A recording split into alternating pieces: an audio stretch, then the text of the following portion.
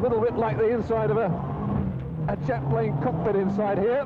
I'm just hoping that's going to be the only similarity, but I've got a nasty feeling.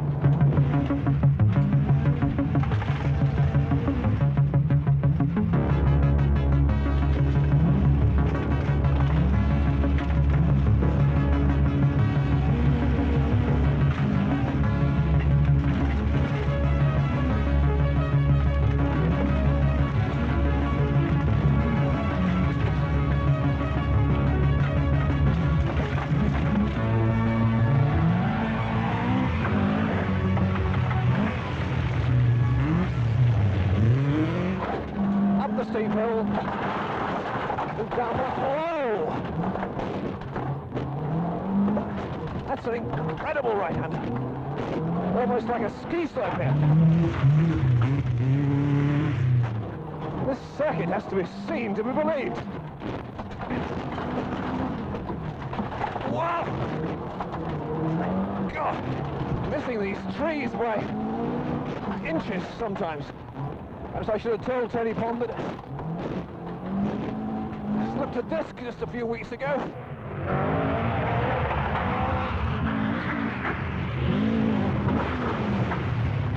My glasses are missing up here.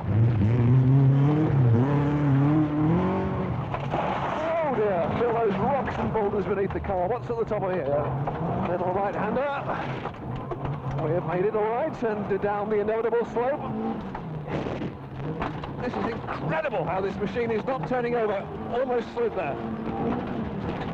Speed are up to 60, and now we are really motoring. Down it come again. Oh, that's a nasty little bend, that one. And look at this one. This looks a little bit tricky, almost a chicane type thing. I thought for a moment we weren't going to make that one. And down this very, very steep slope, there's a hell of a dip here. And up the hill the other side. It's amazing how this car is pulling off the road almost sideways there. The tight right-hander here. Slide into it. Down another steep dip. Steep hill the other side. Tony Pond, as you'd expect, fully in control, which is more than you can say for me. Tell you what, you see rallying on the telly, or you go to a rally and you watch these guys come by you, but you have no idea what it's like. This is unbelievable.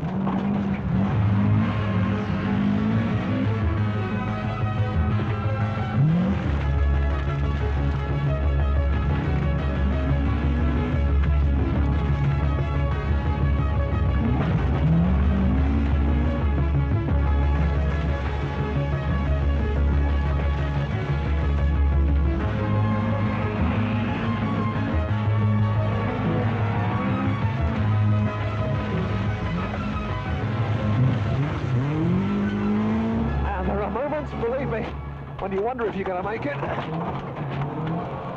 But make it we have. Oh, don't speak too soon, or son. Make it we have. And the end, I'm delighted to say, is in sight. We've made it unscathed. Superb bit of driving from Tony Pond. Chevette held the road beautifully all through it. It's over.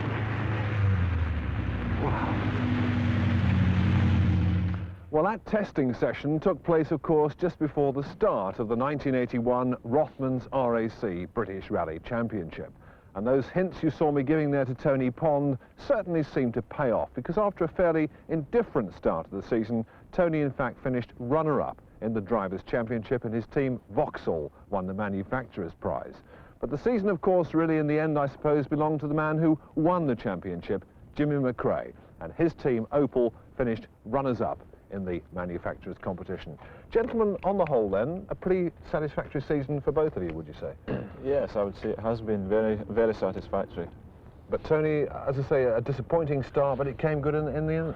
Yeah, it was a lucky season for Jimmy. The best man win. No, never. Well, I mean, there are 5 events, are there not, that make up this rally championship. So let's go through them one by one, starting with that snowy and icy Mintex. A difficult rally for you, that one? Very difficult, because it was a new car, a new team, and we didn't want to do anything silly in the first event. 5 events counting for points, Jimmy's cautious approach was well-founded. However, on the Mentex, there were quite a few who'd not adopted the Scots philosophy. For some, caution was thrown to the wind.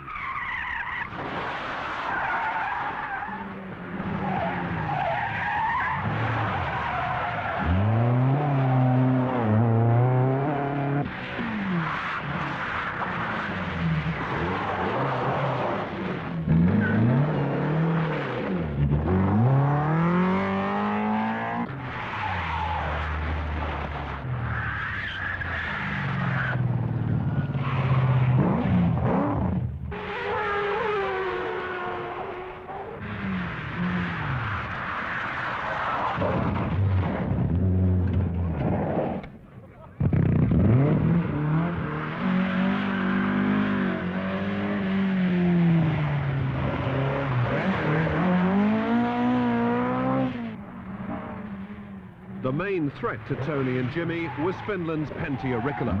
In 1980, he won the Drivers' Championship for dealer team Vauxhall. But this year, he's driving with the Rothmans Ford team. On the treacherous surfaces, Pentti was unbeatable and won comfortably.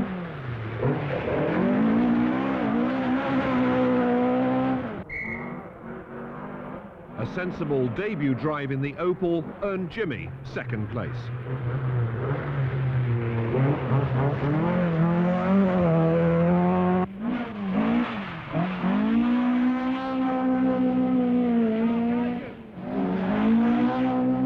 Ricola's victory, though, was to be his only one of the season, whilst Jimmy earned himself 10 points. Tell me what happened to you in that rally. We literally got stuck in a stage and couldn't get out. It was off the road, but only about a foot, and we couldn't get out. And they, in fact, scrubbed the whole block of stages except the one that I got stuck in. Jimmy got stuck in the next one, but they scrubbed that one. He was lucky. You started the season so optimistically, hadn't you? And yet you must have been disappointed. Well, not really, because when we got going again on that event, I think we were quickest again on the event. So it was just a bit unfortunate they didn't scrub the particular stage that we were stuck in. Sorry,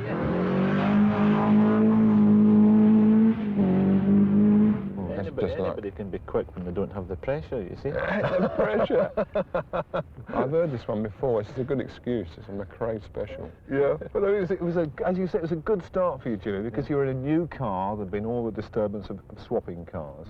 But in fact, it went from good to even better, didn't it, on that long and fast circuit of Ireland? A rally which, of course, you'd won the previous year, 1980, driving the Chevette, and you won it again in 1981. Yeah, it was very satisfactory from that point because, well, we had won it in Vauxhall and I wanted to win it with the Opel. Jimmy McRae going down to the bandstand now.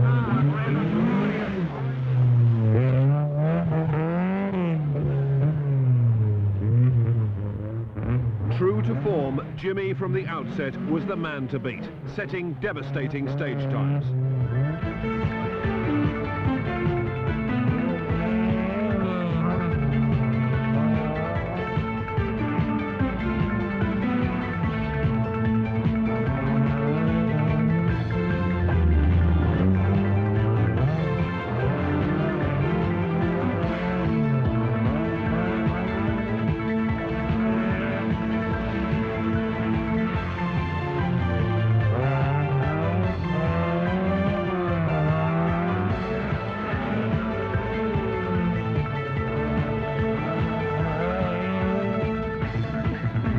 Problems for you on that rally at all?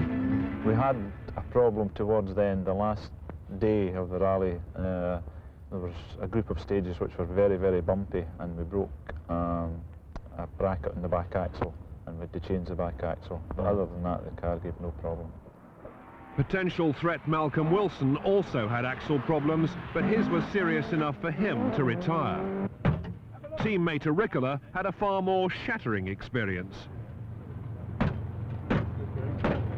We went too quickly to the corner, and I thought it was easy corner, and the turn tightens suddenly very quickly, and it was either questioned either to go straight to the bank or try to spin the car and to to hit the bank with the back of a car, and of course that is better because if you make a damage, that kind of damage to the front of a car, that's it, you know, you got to finish. But in this case, we hope that we can carry on. Amazingly, he was able to continue, but distributor failure eventually brought retirement. Like Pond and McRae, Russell Brooks relishes the challenge of the all-tarmac circuit. A tremendous battle rages, but disaster strikes for the Sunbeam driver.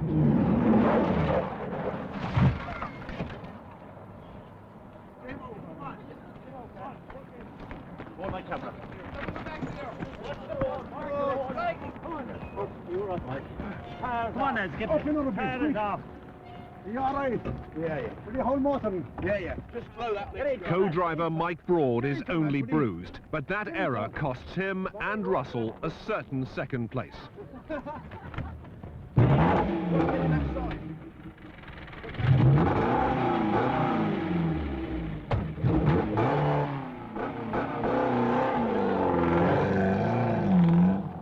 They have to settle for third.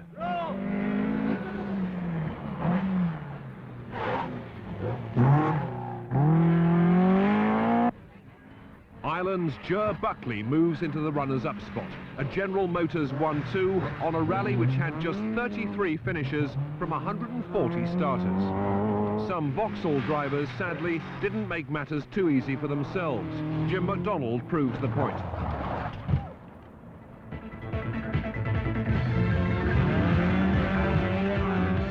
Jimmy has no such problems, sailing to a comfortable win.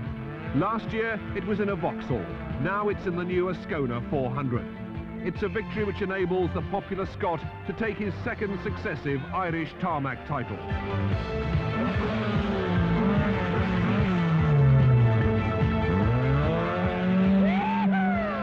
Jimmy and co-driver Ian Grindrod have plenty to celebrate with a winning margin of nearly 7 minutes. And that rally, of course, that second rally, gave you a 10-point lead in the championship. So you must have been thinking then that you were in with a bit of a shout.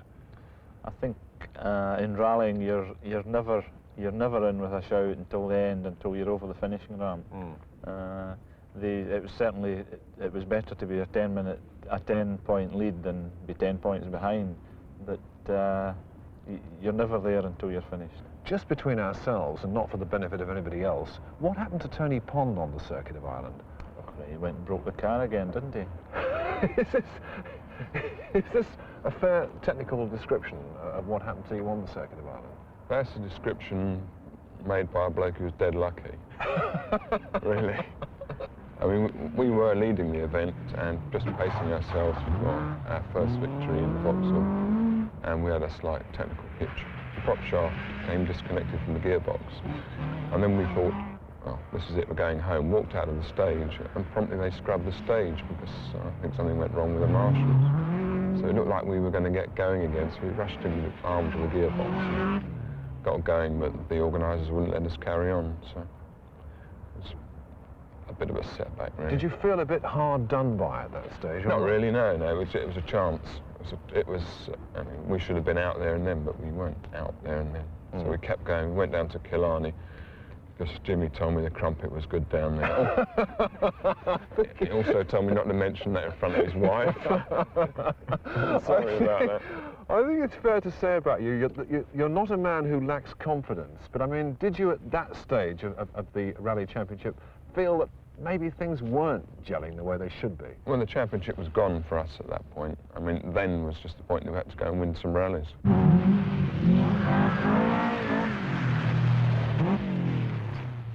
Tony was at his brilliant best on the smooth stages of the Welsh International, the next round of the championship, and fighting for every second.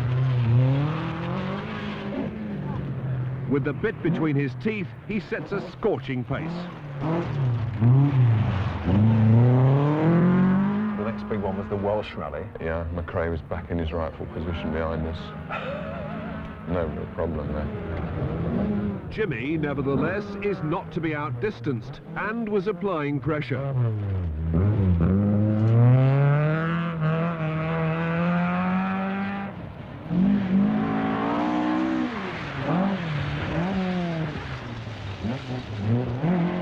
A past Welsh winner for Vauxhall, Penty was trying his hardest to keep pace with the GM duo.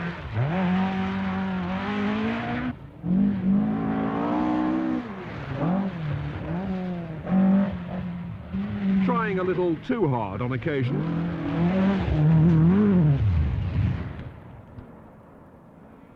Ari Vatanen was making his 1981 Open Championship debut, anxious to defend his Welsh title.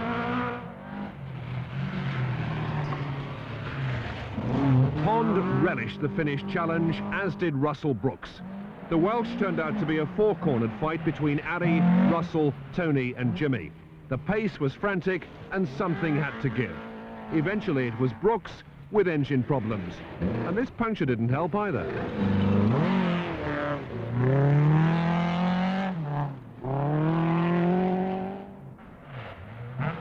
McRae was right in the hunt, but a puncture foiled his chance of an outright win.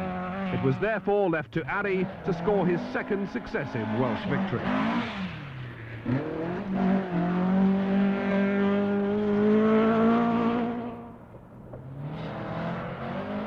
But what happened to Tony? We should have won that when we sailed down a fire break, and I was friendly enough to Jimmy to slow him down and save him going down there, which let him come third. Well, now, Jimmy, what about your third place on the Welsh Rally? Ari Vatanen won, of course. T-Pond was second. You were third, which kept you well in contention. He didn't tell you, though, who was leading the rally 2 stages from then. Now, who was leading the rally, in fact? A certain Opel driver called Jim McRae, and Pond was third. It was only because he punctured my rear tyre that he got past us. Was third a bit of a disappointment, or were you quite happy to settle for that? I think it was a disappointment, but to finish third and to gain more points puts us further in the lead in the championship.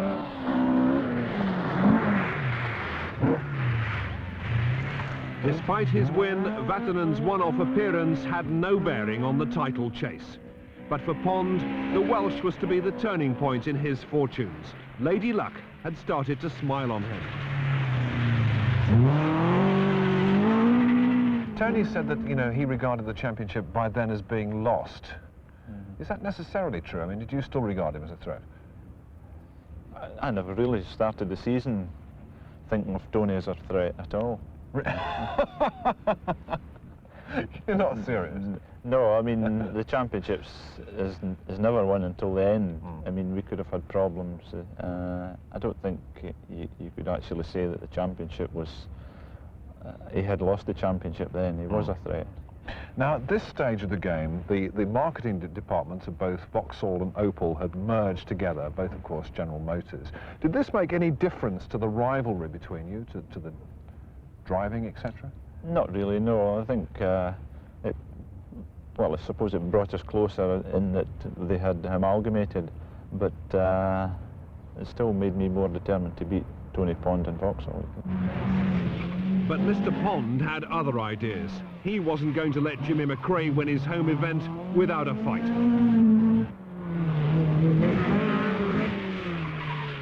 Even before the off, he tried to outpsych his Scottish compatriot. We had a deal before the Scottish that if he let me win the Scottish, I would let him win the Manx.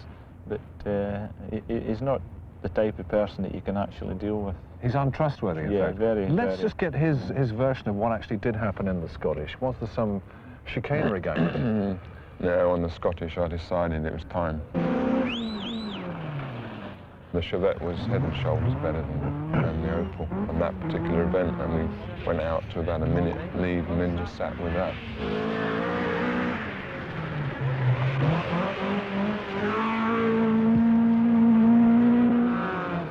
I know he wanted to win that event and he was trying quite hard, and he might tell you he was looking after the championship, but some of his stage times he was after me.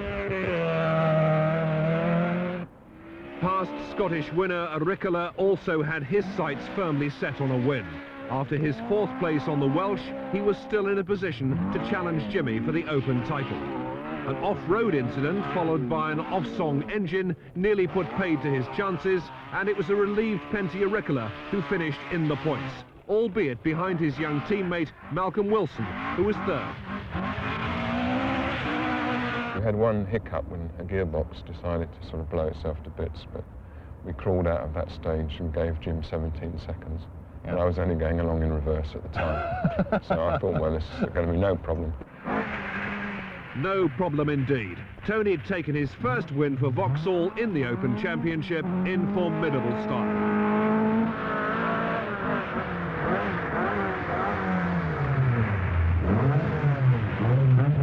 Despite losing to Tony on his home event, Jimmy's second place consolidated his lead in the Open Series. And there was an added bonus.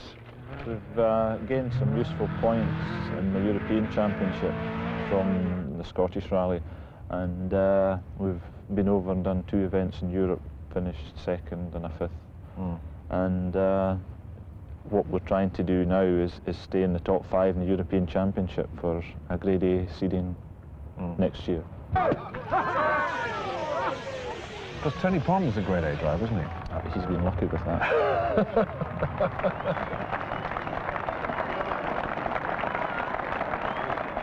Now listen, we went on into the Manx Rally, the last of the big 5, and you knew then that unless you drove very badly and Pentti Auricola won it, that you were going to be the Open Rally champion, didn't you? Well, we couldn't let Pentti win it, so. Pentti had to win the event, and I had to be worse than, I think it's 8th or 9th. Into gate narrow. Pass left, long, and absolute right. A unique event to the British Open Series, the Manx allows pace notes. And caution, slight left to K right tightens.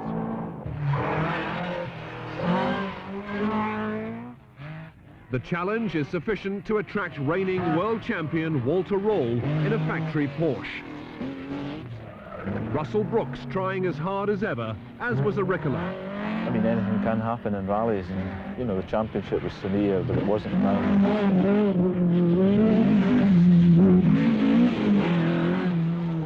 The pace was fast and furious, too fast for some, and Auricola's championship hopes were ended when he hit a bridge. I must admit that I was quite happy when I saw Pentti retire in the 3rd stage after his accident. It then meant that I could concentrate and try and beat that man Pond. Tony Pond is the Manx maestro. He's already won this stunningly fast rally twice. Jimmy is not overawed and gives him plenty to think about. Tony, though, has something up his sleeve. We had a new development engineer at that time, and the car was absolutely sensational. Although it wasn't the quickest engine we'd had all year, the handling certainly made up for it. Under the anxious eyes of Margaret McRae, the battle continued.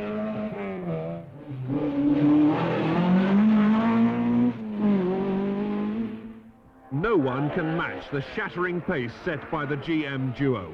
Both give 110%. But at the end of the day, Pond takes his 3rd Manx title, but only by 37 seconds from McRae. Tony spends half his life over there. There must be some very nice young ladies on that part of the island. He's never away from it. Is this true? I mean, he was 2nd, you were 1st. What's the secret? Secret is more experience on my part, you see.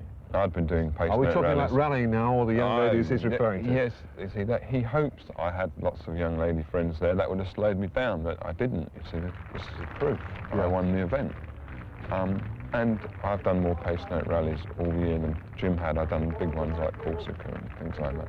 And it was very easy for me to switch on. It was a nice event to win again. Well done. Oh, come up. Diane and Diane.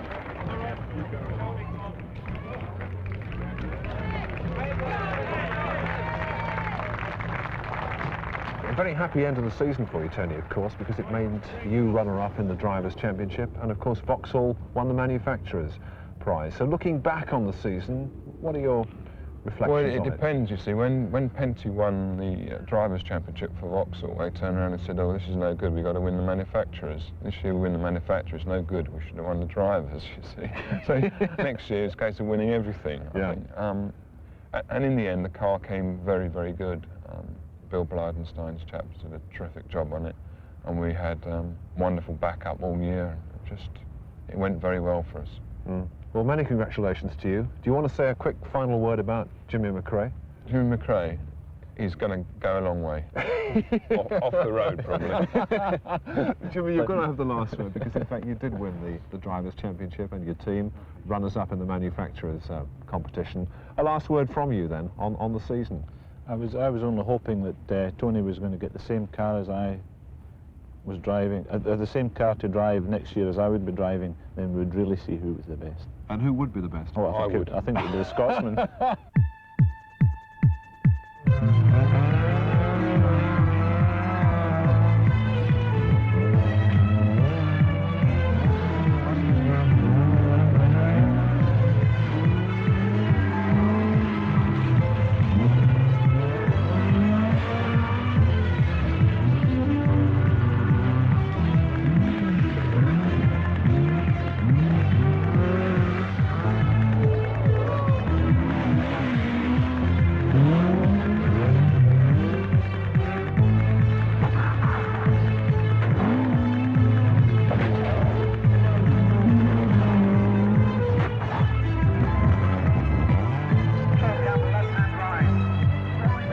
In 1982, dealer team Vauxhall and dealer Opel team take on a new identity, GM Dealer Sport.